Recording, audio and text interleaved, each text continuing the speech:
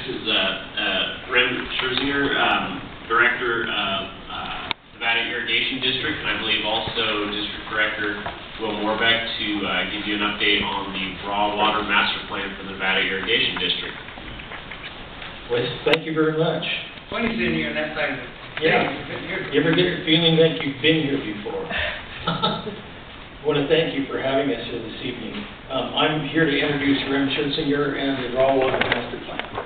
I'm the Division 4 Director of the Nevada Irrigation District and current board president. Just briefly, the Raw Water Master Plan is a public input process guided by professional facilitators. The public advisory groups within the spectrum of the community.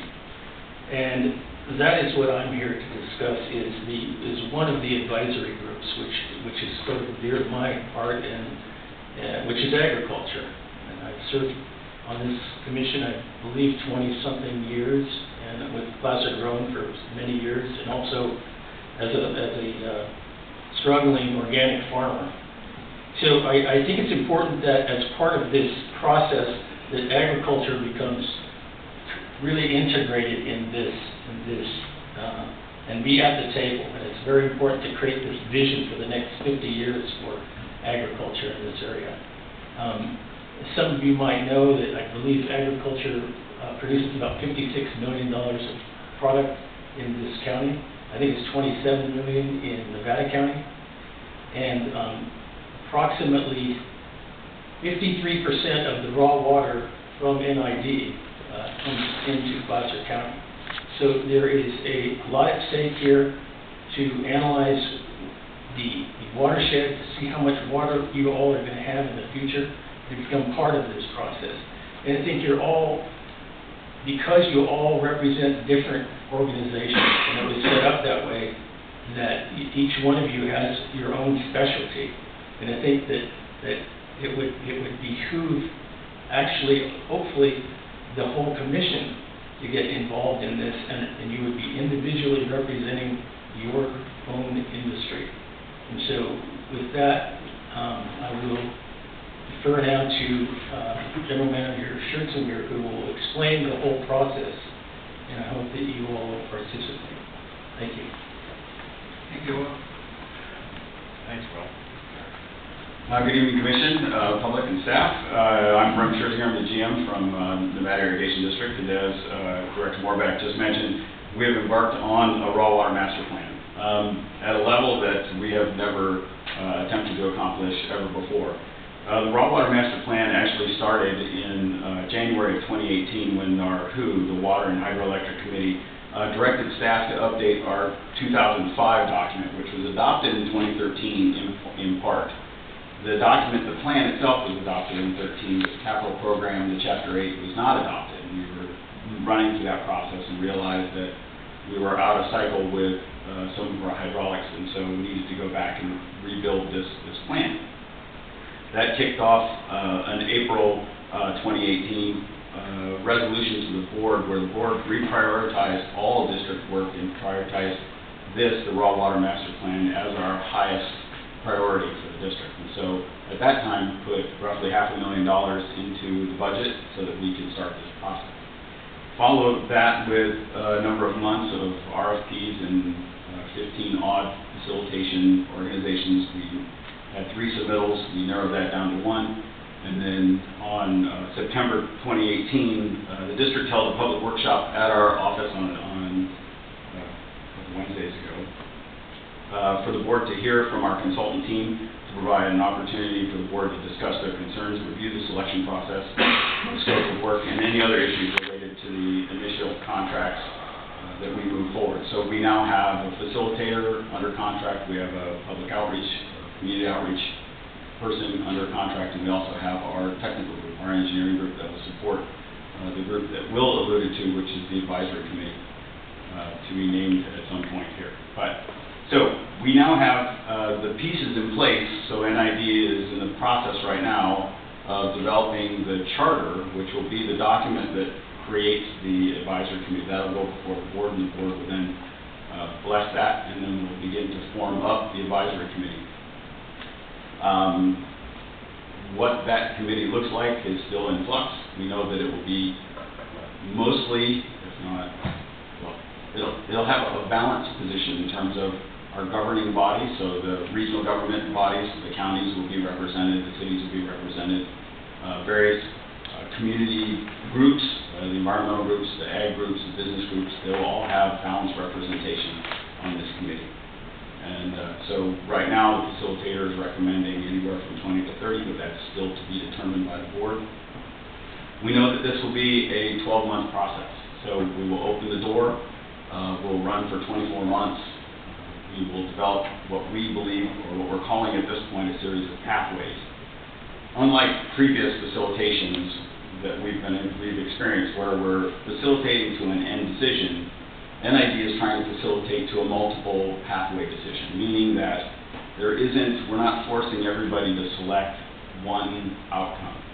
We're asking everybody to provide input on a series of pathways, meaning how are we going to solve our water situation in the future? How are we going to deal with the demand? How are we going to deal with that supply? And it can be through a series of opportunities. They can range anywhere from conservation, which we're engaged in, watershed enhancement, which we're engaged in, forestry management, which we're engaged in, canal lining, we're engaged in that, sediment removal. All these things will make up various pathways. And this group, the advisory group, will create those pathways. At the end of that, those pathways will be presented to the board, and the board will make its decision, and we'll go forward with the raw water master plan. So, our goal here is to provide maximum public input, to provide balanced input to the board, and to come up with a plan that NID can execute over the next 50 years to begin with, right? And then we'll begin to develop projects that plug into those plans. So, we're at the very beginning phases. We're probably a month or two away from starting to bring that charter forward and start seeding the advisory committee. And we look forward to your input and the input of Placer County as we move forward. Any questions? Anything to add? Would you have to be within NID's distribution network in order to be on this advisory board? So right now, the concept, the board will make that determination when it determines the charter, but the idea right now is that you have to be within the district's sphere, the outer sphere. So these are the people that have the most direct loss. But that being said, Dr. Bollinger, the Commissioner Bollinger, this is a public process. Anyone can speak to it. They may not be on the advisory committee, but they can speak to the advisory committee. They can speak to the members that represent the advisory committee. So, for instance, folks in Placer County that aren't within NID surface territory, those people can still speak to the county. They can still speak to the ag groups. They can still speak to the environmental groups. And it's incumbent upon them to bring that information into the advisory committee and bring those pathways. We want as much input in this process as we can get. So it isn't about exclusion. This is about getting as much input as we can get, because the pathways have to be strong. They have to be legitimate. They have to be accurate. And we can't do that if there's different, well, we can have different opinions. If there is an inaccuracy, or if the community hasn't decided that they want to trade this for that, whatever that is, right? That's the choice that we're facing, right? Rem, what industry is the largest user of the raw water Ag. from NID? Ag.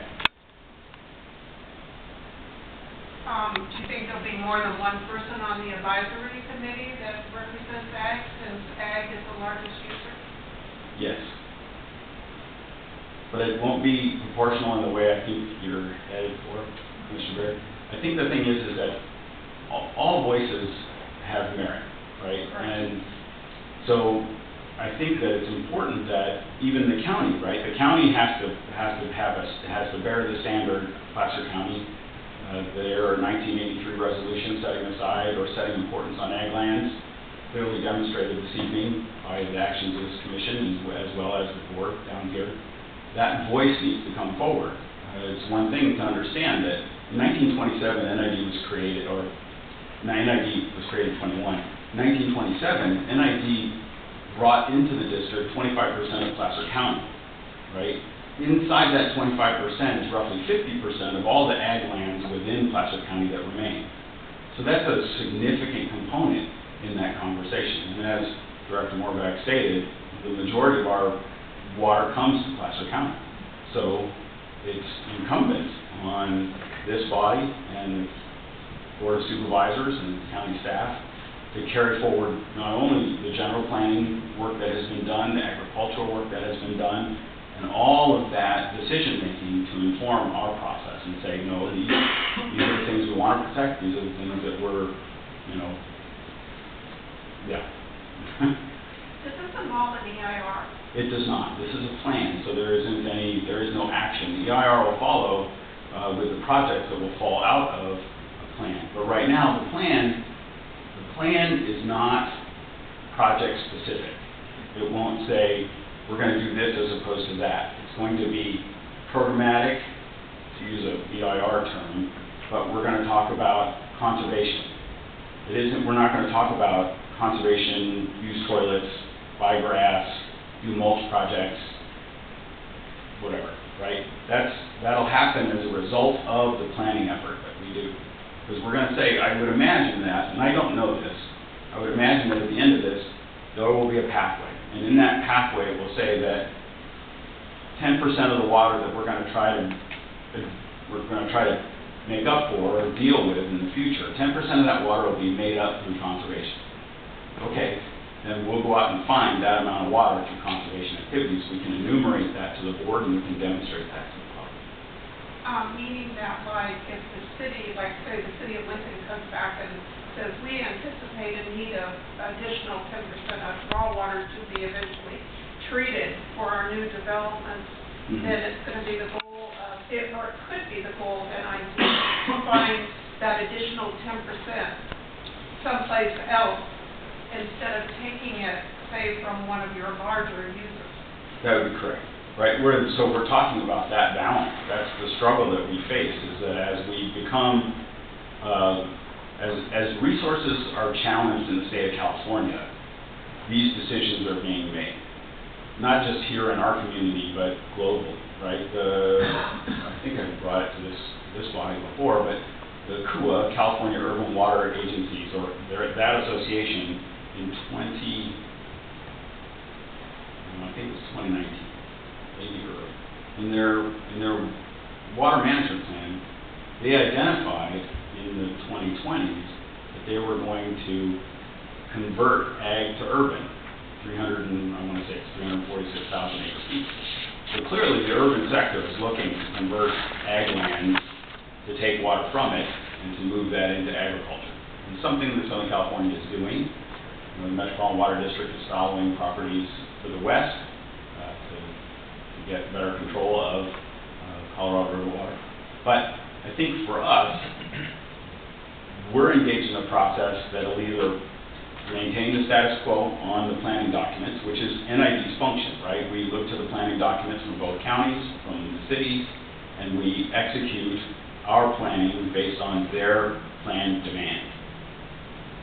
If we aren't able to meet those planned demands, then we need to come up with a way to either shift demand or adjust supply.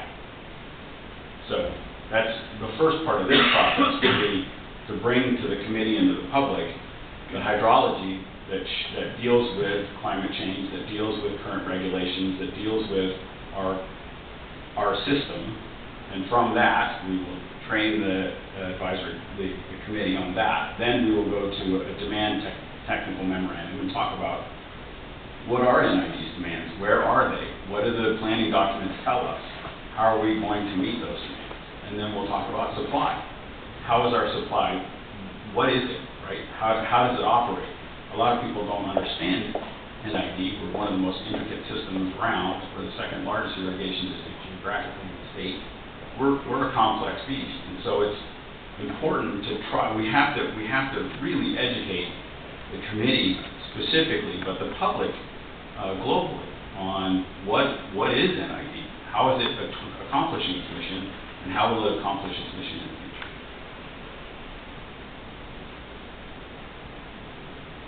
Any more questions? Not?